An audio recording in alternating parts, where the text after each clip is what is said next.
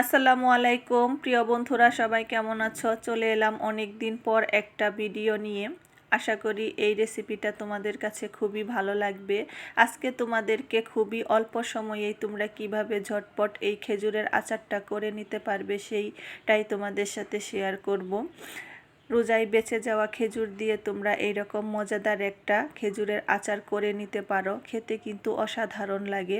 তো চলো রেসিপিটা শেয়ার করে দেই। তার জন্য এইখানে আমি 250 গ্রাম খেজুর ভালো করে ধুয়ে বীজটাকে ছাড়িয়ে নিয়েছি, একটু মাঝখান দিয়ে টুকরো করে কেটে নিয়েছি।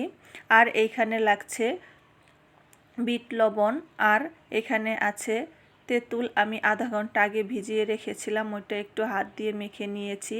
আর এখানে আছে জায়ফল, জয়িত্রী, গরম মশলা, দারচিনি, এলাচ, এগুলাকে আমি শুকনা খোলায় ভেজে নিয়েছি। আর আছে 2টা শুকনা মরিচ, পাঁচফোড়ন, আর আছে চিলি ফ্লেক্স। এখন চলে যাচ্ছি চুলায়। এখন দিয়ে দিলাম কড়াইতে সর্ষের তেল। এটা কিন্তু সাদা তেল দিয়েও করা যায়, কিন্তু আচারটা সর্ষের তেল দিয়ে করলেই কিন্তু খেতে বেশি ভালো লাগে। তো তেলের মধ্যে আমি দিয়ে দিলাম শুকনা মরিচ, আর দিয়ে দিলাম পাঁচফোড়ন, দিয়ে একটু ভেজে নিলাম। এখন আমি খেজুরগুলো দিয়ে দিলাম, দিয়ে ভালো করে এটাকে একটু লাড়িয়ে নেব। নিয়ে আমি দিয়ে দিলাম পরিমাণ মতো বিট লবণ। এই খেজুরের আচারটাই কিন্তু বিট লবণটা দিলেই বেশি খেতে ভালো লাগে। এখন দিয়ে দিলাম চিলি ফ্লেক্স, আর দিয়ে দিলাম পরিমাণ মতো চিনি। যেহেতু খেজুরটা অনেকটাই মিষ্টি, এর জন্য চিনিটা আমি একটু কম করেই দিলাম। এখন দিয়ে দিলাম তেঁতুলের কাপ। দিয়ে সবগুলো উপকরণ আমি ভালো করে মিশিয়ে নেব। নিয়ে অল্প একটু পানি দিয়ে এটা 5 মিনিটের জন্য ঢাকা দিয়ে রাখবো।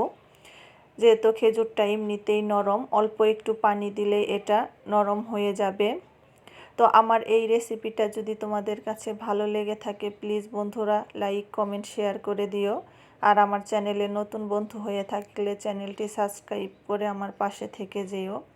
আর বেল বাটনটি অন করে দিও, আমার নতুন নতুন ভিডিও চলে যাবে তোমাদের কাছে।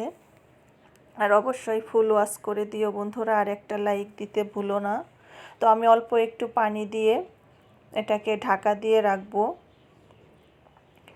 যেহেতু এখন রোজা আর সবার ঘরেই খেজুর থাকে, তো তোমরা সেই খেজুর দিয়ে কিন্তু এরকম একটা মজাদার আচার করে নিতে পারো।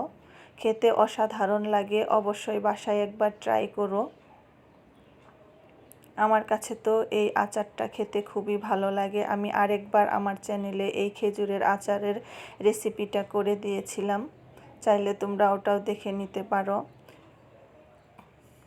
তো এটা আমার প্রায় হয়ে গেছে, আর একটু ঢাকা দিয়ে রাখবো। আমি পানিটাকে পুরো শুকিয়ে ফেলবো। চুলাটা মিডিয়াম টু লো করে রাখতে হবে, না হলে নিচ দিয়ে লেগে যেতে পারে। এটা কিন্তু মরণ দশা, লাড়ালাড়ির তালেই থাকতে হবে, না হলে নিচে লেগে যাবে। তো এটা আমার হয়ে গেছে প্রায়। এখন আমি উপর দিয়ে ভেজে রাখা সেই মশলার গুঁড়াটা দিয়ে দিলাম, দিয়ে আরও একটু পানিটা শুকিয়ে নেব। এখন অল্প একটু পানি রয়ে গেছে, ভালো করে পানিটা একদম শুকিয়ে ফেলবো। তো এটা আমার হয়ে গেছে। এখন তোমাদেরকে নামিয়ে পরিবেশন করে দেখাচ্ছি কতটা লোভনীয় হয়েছে। খেতে জাস্ট অসাধারণ লাগে। একবার খেলে বারবার খেতে চাইবে এই আচারটা, এতটাই মজাদার হয়। তো দেখো বন্ধুরা, আমি পরিবেশন করে নিয়েছি। দেখো কতটা লোভনীয় হয়েছে, তোমরা দেখেই বুঝতে পারছ। তো তোমরা বাসায় একবার অবশ্যই ট্রাই করো। তো আমার রেসিপিটা কেমন হয়েছে কমেন্ট করে জানিও। আজ এই পর্যন্তই। ভালো থেকো সবাই। আবার চলে আসবো আরেকটি রেসিপি নিয়ে। আল্লাহ হাফেজ। আসসালামু আলাইকুম।